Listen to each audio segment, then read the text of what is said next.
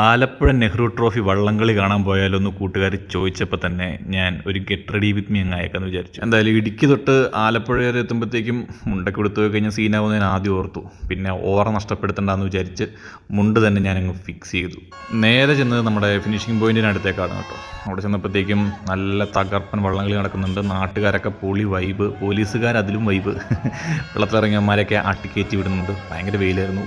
എൻ്റെ അമ്മ സൺസ്ക്രീൻ എല്ലാം ഒലിച്ചു പോയി. ക്ഷീണം ഉണ്ടാവുമെന്ന് അറിയാവുന്നതുകൊണ്ട് തന്നെ വരുന്ന വഴിക്കും മധുചേട്ടൻ്റെ വീട്ടിലൂണെന്ന് പറഞ്ഞൊരു സ്ഥലത്ത് കയറി ഫുഡ് കഴിച്ചു കേട്ടോ. സീ ഫുഡും കാര്യങ്ങളൊക്കെ ആയിരുന്നു, വളരെ മോശമായിരുന്നു. ഇനി മേലെ അവിടെ പോകത്തില്ല. എന്തായാലും കണ്ടു നിൽക്കുന്ന കാഴ്ചക്കാർ കഴിച്ച ഭക്ഷണം വരെ ദഹിച്ചു പോകുന്ന തരത്തിലുള്ള തുഴച്ചിലായിരുന്നു കേട്ടോ. ഇവരുടെയൊക്കെ മാസത്തോളം ഉള്ള അധ്വാനത്തിൻ്റെ ഫലമാണ്.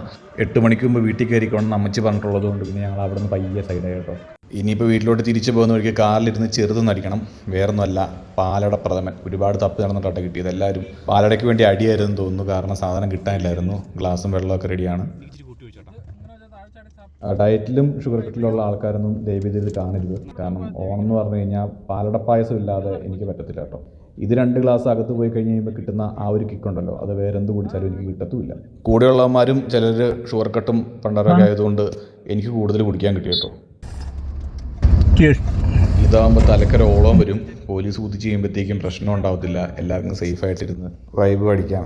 ടച്ചിങ്സിന് വേണ്ടി ചിപ്സാണ് കേട്ടോ മേടിച്ചത്. ഉണ്ടാക്കി വെച്ചിട്ട് 3-4 ദിവസം ആയതാന്ന് തോന്നുന്നു. അത്രയും ക്രിസ്പിയൊന്നും അല്ലായിരുന്നു. അവസാനത്തെ ഗ്ലാസും കൂടെ ആയി കഴിഞ്ഞപ്പോഴത്തേക്കും വയറ് ഫുള്ളായി കേട്ടോ. നല്ല കിക്കായിട്ടുണ്ട് എല്ലാവർക്കും. ഇനിയിപ്പം ഒരു റൗണ്ട് അന്താക്ഷരിയാണ് കേട്ടോ വീടെത്തുന്നവരെ. Tata bye bye.